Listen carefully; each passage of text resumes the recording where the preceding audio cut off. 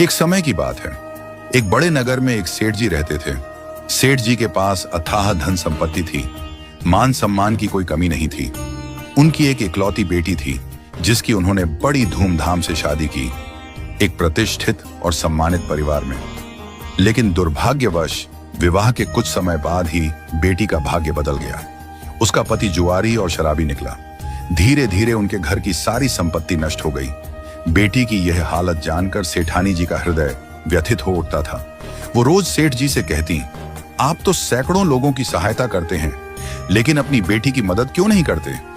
वह अपनी ही किस्मत से जूझ रही है।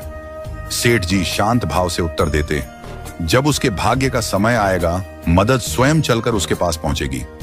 एक दिन सेठ जी किसी कार्यवश नगर से बाहर गए हुए थे। उसी दिन संयोग से उनका दामाद उनके घर आ पहुंचा। सेठानी जी ने उसका आदर सत्कार किया। मन में सोचा, अब तो यही सही मौका है बेटी की कुछ सहायता करने का। उन्होंने एक उपाय निकाला। मोतीचूर के लड्डू बनवाए और उनमें छिपा कर रख दी सोने की अशर्फियां। जब दामाद विदा होने लगा तो सेठानी जी ने प्रेमपूर्वक उसे 5 किलो शुद्ध घी के मोतीचूर के लड्डू उपहार में दे दिए। उनके मन में संतोष था, चलो बेटी की मदद किसी न किसी रूप में हो ही जाएगी।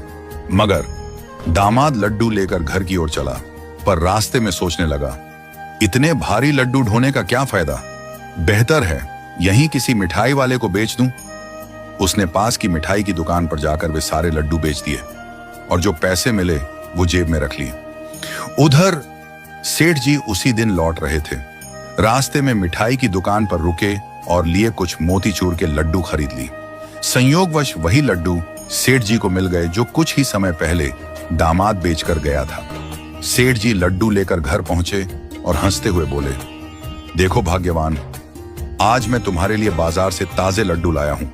सेठानी जी ने जैसे ही पैकेट देखा, उनकी आंखें हैरानी से फैल गईं।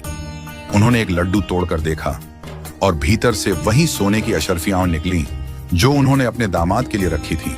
वो माथा पकड़कर बैठ गईं। सेठ जी को रोते रोते सारा वृत्तांत सुनाया।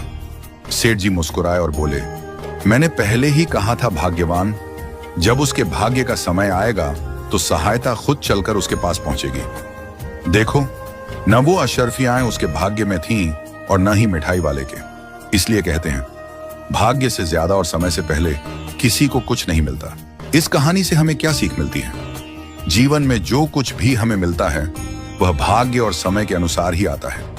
कभी कभी हम किसी की मदद करना चाहते हैं, लेकिन अगर उसका समय नहीं आया तो वह मदद उस तक नहीं पहुंचती। जैसे झूला जितना पीछे जाता है